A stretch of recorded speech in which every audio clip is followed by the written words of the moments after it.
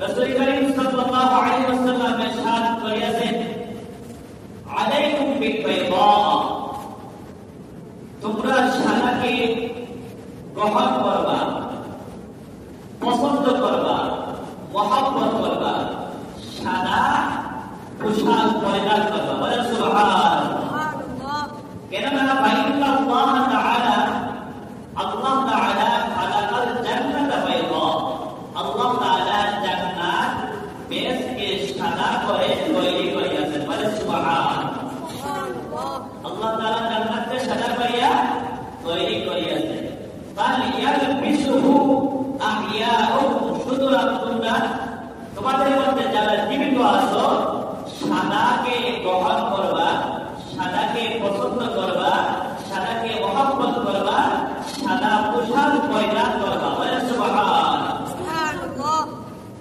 ওয়া কুফুনু ফিহা মাউতাকুম, আর তোমাদের মধ্যে যিনি মৃত্যুবরণ করবে ওই ব্যক্তির কুফুন কাফন, সাদা কাপড় তারা পরিধান করাইয়া দিবে। বলেন সুবহানাল্লাহ।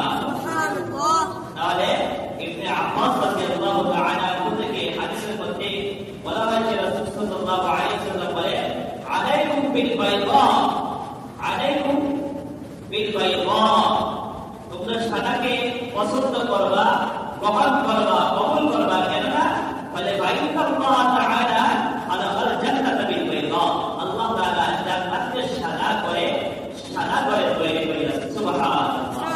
সুতরাং যারা জীবিত আছো সাদাকে পছন্দ করবা, মহব্বত করবা, ভালোবাসবা, এমনকি সাদা পোশাক পরিধান করবা। সুবহানাল্লাহ।